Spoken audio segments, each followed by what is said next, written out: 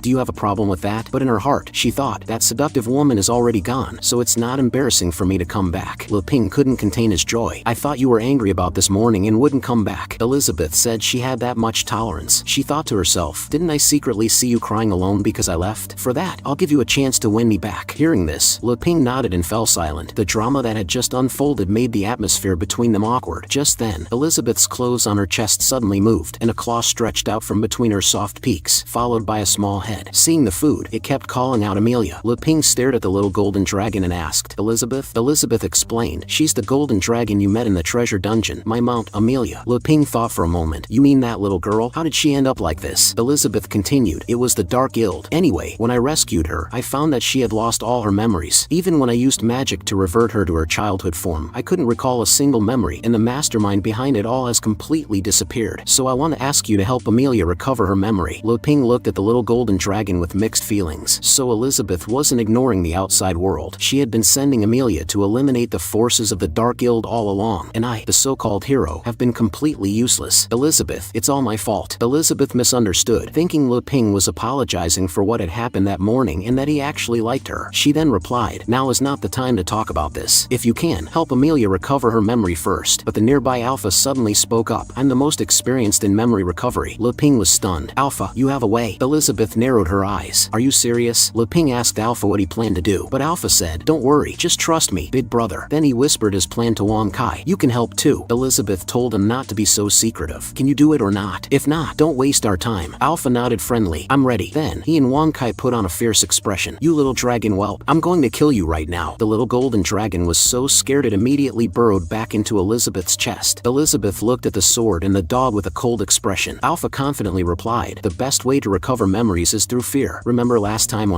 before he could finish, a materialized demonic claw slapped both of them. Alpha, holding his swollen face, apologized to the Demon Queen, but he had indeed been scared into his senses last time. Elizabeth comforted the little golden dragon in her hand. Don't be afraid, Amelia. I will find a way to help you recover your memory. Meanwhile, Leping suddenly had an idea. He took Elizabeth to the backyard where he grew fruits and vegetables. The key to memory is the brain. If we eat some walnuts to boost our brain power, it might help Amelia. Then he picked some walnuts that he had crossbred and grown himself. Elizabeth was surprised. I've tasted all the fruits you've grown, but I don't remember any walnuts. Leping explained, that's because I wanted to make nut brittle recently, so I wished for them from the fruit tree. I didn't expect them to actually grow. These were walnuts grown by the legendary hero. Just by eating them, one's memory could be restored. The Demon Queen, skeptical, ate one with the shell, but the bitter taste made her face instantly turn pale. The hero, Leping, seeing her stick out her tongue, found it cute and laughed. That's not how you eat walnuts. You eat the kernel inside. As he spoke, he took out a small tool and made a cut on the walnut. Inside was an irregularly shaped kernel that looked like a brain. Seeing this, Elizabeth's eyes widened. It's a brain? A brain actually grew inside a fruit. Le Ping, you truly are the creator. Then, Le Ping gave the shelled walnut kernel to the little golden dragon and also gave one to Elizabeth. You should try some too. Although they're raw walnuts, if you savor them, you can still taste the flavor. Elizabeth glanced at Amelia, thinking, these fruits are like ordinary things to me now, but I hope they can help her. However, the moment they both ate a walnut kernel, a synchronicity of the highest level of magic occurred, pulling Elizabeth directly into a spiritual realm. I almost forgot about the synchronicity condition. Because Le Ping also ate one, it triggered the synchronicity, which enhanced the effect and affected me. Then Elizabeth looked at the screen again. Isn't this my memory? Why is it being displayed on the wall? And why are there other people in this spiritual realm? At that moment, on the seat, an Elizabeth from a certain tribe was eating popcorn. They obviously like each other. Is it that hard to say it? In my primitive world, I would have already knocked Le Ping out with a club and taken him back to the cave to make babies. A certain ancient Elizabeth sneered. Not every world is as direct as yours. My husband, Le Ping, also started from the imperial examinations and step by step came to my side to achieve great things. At that moment, Elizabeth was stunned. Are they all me from different worlds? And the Elizabeth from the cultivation world said calmly, I also went through 81 tribulations with my senior brother Le Ping and defeated the ancestor demon before we could be together. The pirate Elizabeth below snorted. My Le Ping from the nautical world competed with me from the beginning, always saying he was the man who would become the pirate king. And what happened in the end? He still lost to me. Ha ha ha. I, the captain, got the great treasure and became the pirate king. Although he deliberately let me win, now he can only say some mushy things like I am his great treasure to comfort himself. Ha ha ha. Elizabeth finally understood. It seems that the me from different worlds has a different way of getting along with Le Ping. So where's this place? At that moment, an elderly Elizabeth next to her replied, this is the Elizabeth Theater, where you can watch the stories of Elizabeth from other timelines. Hearing this, Elizabeth asked the old woman, then who are you? The old woman replied, I am the ordinary person Elizabeth from the ordinary world. Elizabeth continued to ask, then how did you all get here? The elderly Elizabeth smiled. I'm not exactly sure, but I know that every Elizabeth has her own way of coming here, and the prerequisite is that her relationship with Le Ping has to have developed to a certain extent. Elizabeth seemed to understand and asked again, developed to a certain extent with Le Ping? Does my being here also mean? But the elderly Elizabeth shook her head repeatedly. No,